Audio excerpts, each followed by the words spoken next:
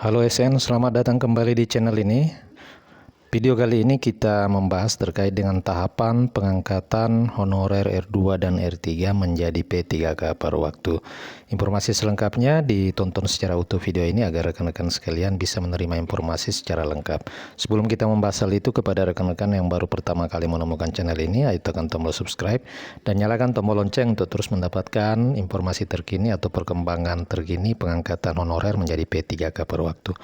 Nah, sesuai dengan keputusan Menpan RB, rekan-rekan sekalian, terdapat beberapa tahapan pengangkatan honorer R2 dan R3 menjadi P3K per waktu.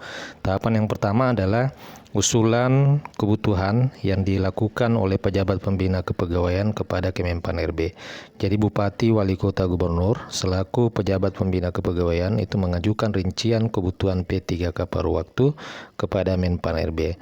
Setelah usulan diajukan, maka perlu diketahui bahwa Pemda, dalam hal ini pejabat pembina kepegawaian, wajib mengusulkan seluruh tenaga honorer R2 dan R3 yang terdaftar. Jadi semua honorer yang berstatus R2 dan R3 dan memenuhi kriteria dan telah terdata di database BKN wajib diusulkan oleh pejabat pembina kepegawaian. Selanjutnya adalah penetapan rincian kebutuhan oleh Menpan RB. Menpan RB menentukan jumlah, jenis, jabatan, kualifikasi pendidikan, serta unit penempatan P3K per waktu di setiap instansi.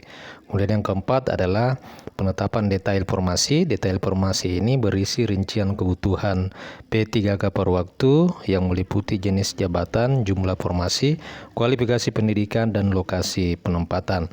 Serta yang kelima adalah setelah ditetapkan formasi, maka pemerintah daerah bisa mengajukan pengajuan atau penetapan nomor induk pegawai. Dalam hal ini P3K mengusulkan penerbitan nomor induk PPK mengusulkan penerbitan nomor induk P3K kepada BKN dalam waktu maksimal 7 hari kerja setelah mendapatkan persetujuan Menpan RB.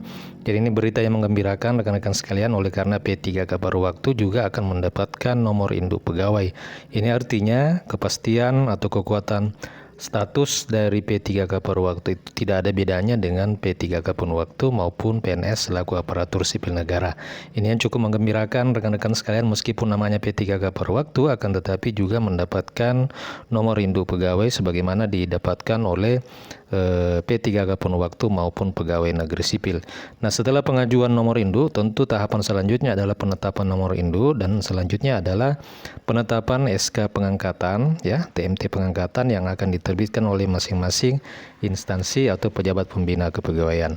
Demikian beberapa tahapan pengangkatan honorer R2 dan R3 menjadi P3K per waktu. Terima kasih. Jika ada pertanyaan dan tanggapan, silakan tuliskan di kolom komentar. Terima kasih. Sampai jumpa di video berikutnya.